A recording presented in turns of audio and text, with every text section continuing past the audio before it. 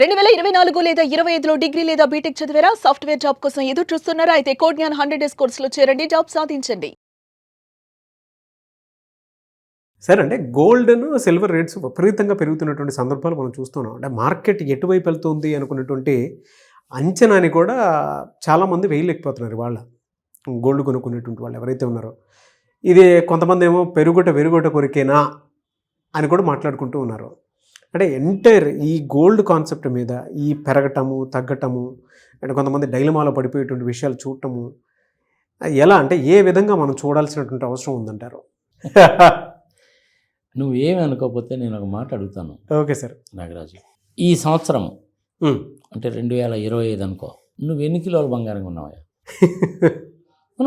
Let us have a discussion about that. నువ్వు ఒక సామాన్య మానవుడే, నేను ఒక సామాన్య మానవుడే, మన కెమెరామెన్ కూడా అదే పనిలో ఉంటాడు. అందరం కూడాను selling in the same boat. నేనైతే కొనలేదు. నేనైతే 1 గ్రామ్ గోల్డ్ ఒక 4 కొన్నాను సార్. ఇప్పుడు కాదు అది.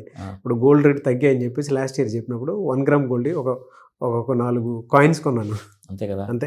నేనైతే స్వతహాగా అంటే 4 గ్రాములు కొన్నాను.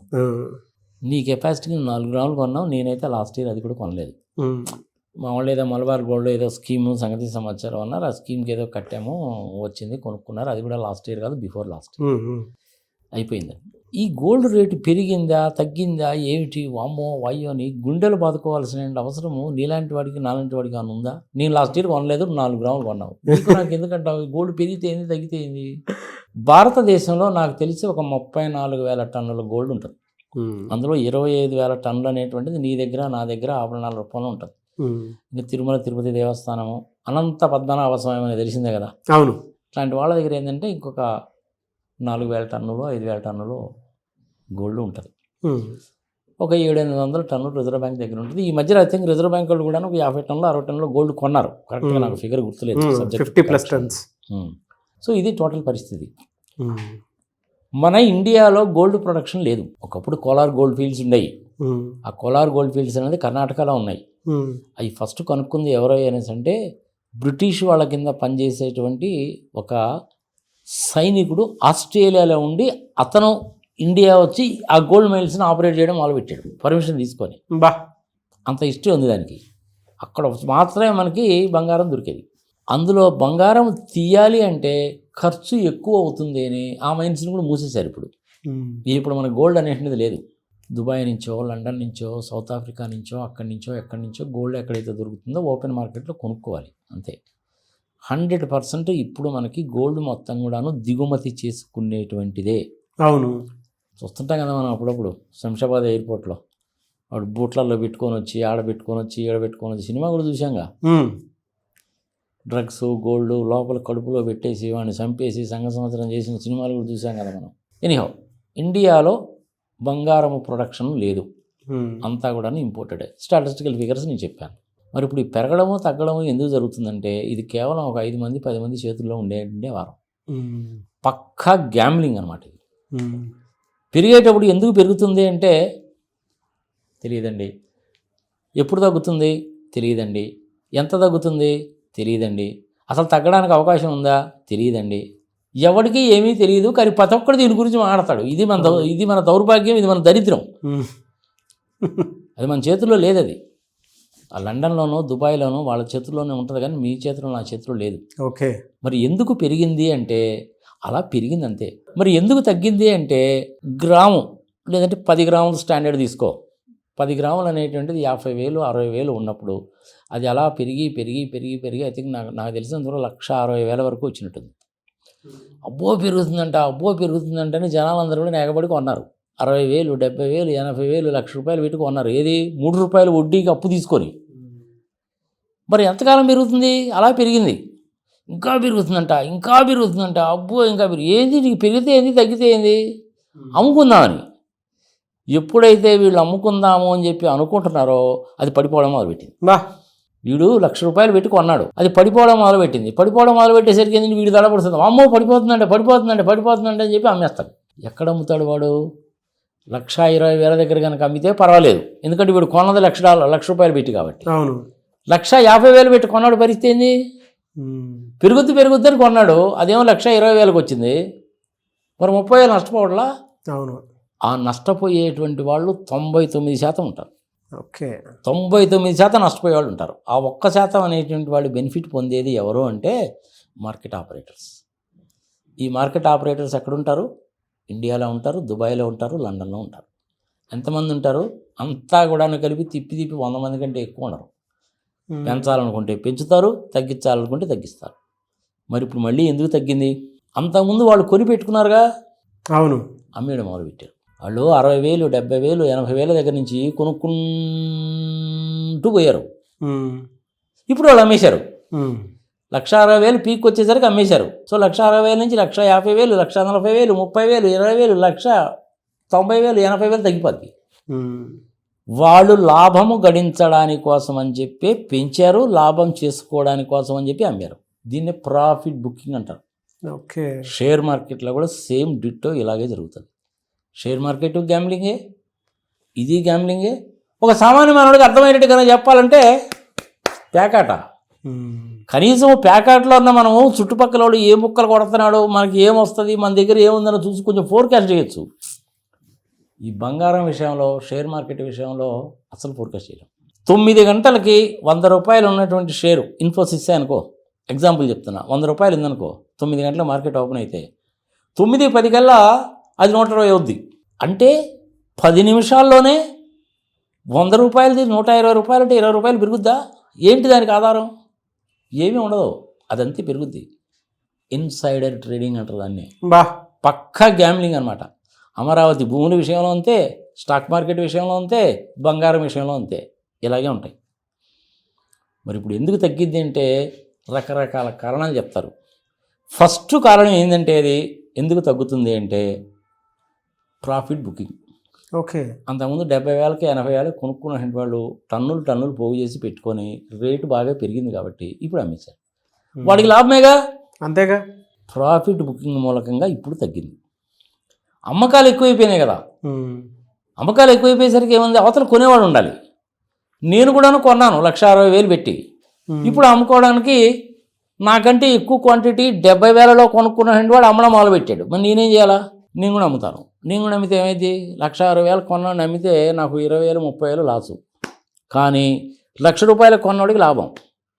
లాభాలు ఆర్జించడానికి ఈ పరిస్థితి వచ్చింది. ఓకే. 99% వాళ్ళు లాభపడతారు, 1% వాళ్ళు మాత్రమే లాభపడతారు. మీలాంటి వాళ్ళు, నాలాంటి వాళ్ళు 99% మంది నష్టపోతారు. ఇదొక కారణం. రెండోది ఏంది, ట్రంప్ గారి ప్రవర్తన. ఇది ఎవరేదని చెప్తున్నారన్నమాట. ట్రంప్ గారు అసలు ప్రపంచ దేశాల మీద యుద్ధాలు ప్రకటిస్తున్నాడు, ఆ రాజును పట్టుకుపోయాడు, 2 గంటలు ఎత్తుకుపోయాడు, గ్రీన్లాండ్స్ నాదే అని అంటున్నాడు, టారిఫ్లు వేస్తానంటున్నాడు. సంగతి సమాచారం ఇదొక కారణం చెప్తారు. దానికి దీనికి అసలు సంబంధమే లేదు. మూడో కారణం ఏంది, ట్రంప్ గారేమో 1% వడ్డీ తగ్గించాలంటాడు. అక్కడ అమెరికాలో ఉండేటువంటి ఫెడరల్ బ్యాంక్ చైర్మన్, డైరెక్టర్ వాళ్ళేమో తగ్గించడానికి వీల్లేదంటారు. నేను ప్రెసిడెంట్ని, ఏంది నేను చెప్పినట్టు నువ్వు వినలేదని ట్రంప్ అంటాడు. కానీ నా ఫెడరల్ బ్యాంక్ అండి ఇది, ఫెడరల్ రిజర్వ్ బ్యాంక్ అండి ఇది ఇండిపెండెంట్ సంస్థ, మన ఆర్బీఐ లాగే. మీరు చెప్పినట్టు ఇనేది కుదరదండి, దేశంలో ఉండే పరిస్థితులన్నీ పరిశీలించి తగ్గించాలా పెంచాలని మేము డిసైడ్ చేద్దామండి అంటే వాడి మీద క్రిమినల్ కేసు పెట్టారు. వేరే వాడిని తీసుకొచ్చి పెట్టాలని అదొక కారణం చెప్తారు. ఇట్లా నువ్వు పనికి మాలిన కారణాలు తప్ప అసలు సిసలైన కారణం అంటూ ఏది ఉండదు. గ్యాంబ్లింగ్లో కారణం అంటూ ఏముంటుంది నీకు? జోదంలో ఏముంటుంది చెప్పు? మహాభారత యుద్ధంలో కూడా జోదం ఆడారు కదా, మనకే తెలుసు కదా. అదేంది, ఆ ఎముకలు, సంగతి సమాచారం వాళ్ళందరినీ జైల్లో పడేసి ఒక్కొక్క మెతుకు వేస్తే ఆ మెతుకన్నీ పోగు చేసి ఒక చిన్న ముద్ద చేసి వాడు మన సిగ్గుమానకు పెడితే వాడొక్కడు బతికి వాడు బయటకు వచ్చి ఈ కౌరవుల పక్షాన చేరి ఎందుకు వాళ్ళ కొంప ఉంచడానికి ఆ జోదం వేసి సంగతి సమాచారం చూసాంగా. ఇది కూడా అంతే, షియర్ గ్యాంబ్లింగ్. అంతేగాని తగ్గడానికి, పెరగడానికి, నిలిచిపోవడానికి, అలాగే ఉండిపోవడానికి, స్టాటిక్గా ఉండిపోవడానికి కారణాలంటూ ఏవీ ఉండవు. అసలు సిసలైన కారణం ఏందా అంటే బాగా డబ్బులు ఉన్నటువంటి వాళ్ళు కొన్నటువంటి బంగారము అప్పుడు కాస్త కొనుక్కుంటా బాగా పైకి తీసుకెళ్ళి 1,60,000 దాకా తీసుకెళ్ళి ఇక చాలరా బాబు మనం కొన్నది 1,00,000 రూపాయలకే కదా, 1,60,000 రూపాయలు వచ్చింది కాబట్టి ఇంక అమ్మేద్దామని చెప్పి అమ్మడం మొదలు పెట్టాడు. వాళ్ళకేమో లాభం వచ్చింది, మనలాంటి వాళ్ళకేమో బొక్క పడింది, అంతకు తప్ప ఇంకేమీ లేదు. అదే సమాజం చెప్తారు చావు, అదేదో 100 కాకులను కొన్నట్టు రాబంధు సంగతి సమాచారం అని, ఆ టైప్ అన్నమాట. బా షేర్ మార్కెట్ అయినా ఇలాగే ఉంటుంది, బంగారం అయినా ఇలాగే ఉంటుంది. మిగిలిన కారణాలు ఉన్నాయి చూసావు. ట్రంప్ గారు 1% తగ్గిస్తా అన్నాడు, సంగతి సంవత్సరం ఇస్ ఆల్ ట్రాష్. నార్మల్గా ఫండమెంటల్ ప్రిన్సిపల్ ఏంటంటే బంగారం రేటు పెరుగుతున్నప్పుడు స్టాక్ మార్కెట్ తగ్గుతుంది. కారణం ఏంటంటే షేర్లలో ఎవడు పెట్టాడు, బంగారంలో పెడతాడు. అందుకని బంగారం రేటు పెరుగుతున్న కొద్దీ స్టాక్ మార్కెట్ తగ్గుద్ది. రివర్స్ కావాలి కదా, అంతే కదా. మరి ఇప్పుడు బంగారం కన్నా తగ్గిందంటే స్టాక్ మార్కెట్ పెరగాలిగా. మరి స్టాక్ మార్కెట్ ఇవాళ 1000 పాయింట్లు పడిపోయిందిగా నిర్మలా సీతారామన్ గారి బడ్జెట్ పరంగా. సో ఇది టోటల్ రివర్స్ అయిపోలా. ఫండమెంటల్ ఎకానమిక్ ప్రిన్సిపల్ ఏదైతే నడుస్తుందో అది మొత్తం రివర్స్ అయిపోయిందిగా ఇప్పుడు. గుర్తుపెట్టుకో, స్టాక్ మార్కెట్ పెరుగుతుందంటే బంగారం కొండ కాబట్టి బంగారం రేటు తగ్గాలి, కానీ అది జరగల. స్టాక్ మార్కెట్ బాగా తగ్గిపోయింది కాబట్టి షేర్లు కొండలేదు కాబట్టి బంగారం కొంటారు కాబట్టి బంగారం రేటు పెరగాలి, అది కూడా జరగలేదుగా. స్టాక్ మార్కెట్ తగ్గింది, బంగారము తగ్గింది. అంటే అర్థం ఏంటి? గ్యామ్లింగ్, జూదము. నీ టీవీ ద్వారా నేనేం చెప్తానంటే ప్రజలకి బాగా అవసరమైతే పెళ్ళి పబ్బాలు అంటే కనుక ఏదైనా కనుక ఉంటే అట్లాంటి సందర్భంలో మీ శక్తి కొద్దీ, అప్పు చేసి కాదు, మీ శక్తి కొద్దీ మీకున్న సేవింగ్స్లో నుంచి బంగారం కొనుక్కోండి. 3 రూపాయల వడ్డీలకి 4 రూపాయల వడ్డీలకి తీసుకొచ్చి బంగారం కొనబాకండి. బంగారం ధరలు అనేటువంటిది మీ చేతుల్లో నా చేతుల్లో లేవు, నియంత్రణ మన చేతుల్లో లేదు. స్టాక్ మార్కెట్ అయినా అంతే, బంగారం అయినా అంతే, ఆయిల్ గ్యాస్ అయినా అంతే. సామాన్య మానవుడు దెబ్బతింటాడు, దారుణంగా దెబ్బతింటాడు. ఆత్మహత్యలు చేసుకున్న కేసులు కూడా చూశాను. బంగారంతో ఎప్పుడు ఆటలాడబాకండి, షేర్ మార్కెట్తో ఆటలాడబాకండి. మీరు బంగారం కానీ కొనుక్కోవాలంటే కొనుక్కోండి. ఇంట్లో ఉండేటువంటి భార్యకి కానీ పిల్లలకు కానీ సడన్గా ఏదన్నా అవసరం వచ్చింది, హార్ట్ అటాక్ వచ్చింది, హాస్పిటల్కి తీసుకెళ్ళాలి. ఏటీఎంలో నీకు 10,000 కంటే రావు. పూర్వం నీ దగ్గర బ్యాంకులో బ్యాలెన్స్ ఉంది, డ్రా చేయడానికి వీల్లేదు. అర్ధరాత్రి 12 గంటలకి పోవాలి, ఏం చేయాలి? గోల్డ్. అర్ధరాత్రి 12 గంటలకు కూడా నువ్వు తలుపు తడితే నీ బంగారం పెడితే డబ్బులు ఇచ్చే మార్వాడీలు ఉన్నారు సికింద్రాబాద్లో. ఈ పక్కింటి ఉన్నాయని అడగచ్చు. 10 మందిని అడిగినా కానీ తలా 10,000 ఇచ్చినా కానీ ₹1,00,000 అయితే నువ్వు హాస్పిటల్కి వెళ్తావు, మనిషిని బతికించుకుంటావు. అప్పుడు నీకు బంగారం ఉపయోగపడుతుంది. బంగారంతో సామాన్య మానవుడు గ్యాంబ్లింగ్ చెయ్యవద్దు, స్టాక్ మార్కెట్తో గ్యాంబ్లింగ్ చేయవద్దు. ఈ సంగతి నేను ఇప్పుడు కాదు, 4-5 సంవత్సరాల కింద కూడా దీని గురించి ఒక వీడియో పెట్టాను. ఎందుకు చేశారో ఏమో కానీ ఇప్పుడు అది ఉందో లేదో నాకైతే తెలియదు. ఐ థింక్ దాన్ని ఏదో బ్లాక్ చేసినట్టున్నారు. మన జనాలకు నచ్చలేదేమో, దాన్ని ఏదో బ్లాక్ చేయడం, ప్రైవేటైజ్ చేయడం చేశారు. నేను ఫైనల్గా చెప్పేది ఒకటే, అత్యవసరమైన పరిస్థితుల్లో పెళ్ళిళ్ళకి వాటికి వీటికి అట్లాంటప్పుడు మాత్రమే నీ దగ్గర ఉన్నటువంటి ఎక్కువగా ఉన్నటువంటి సేవింగ్ చేసుకున్నటువంటి డబ్బులు పెట్టి మాత్రమే బంగారం కొను. మిగిలిన టైంలో బంగారం గురించి నువ్వు ఆలోచించాల్సిన పనే లేదు. ఇంకొక విషయం కూడా చెప్తాను నీకు. ఇంతకుముందు రెగ్యులర్గా టీవీలో వచ్చేవాడు కానీ కుటుంబరావు గారని స్టాక్ మార్కెట్ గురించి చెప్పేవాడు. ఆయన పెద్ద చదువు గిదువు తర్వాత లెక్కడి కప్పుల్లో ఏదో సమ్ జిరాక్స్ మిషన్ అది ఇది ఉండేది. చిన్నగా షేర్ మార్కెట్లోకి ఎంటర్ అయ్యాడు, కార్యవాళ్ళతో టైప్ పెట్టుకున్నాడు. రోజు వచ్చి చెప్పేవాడు అనమాట, పెరుగుతుంది పలానా షేర్ పెరుగుతుంది, అంత పెరుగుతుంది, ఎంత పెరుగుతుందని చెప్పేవాడు.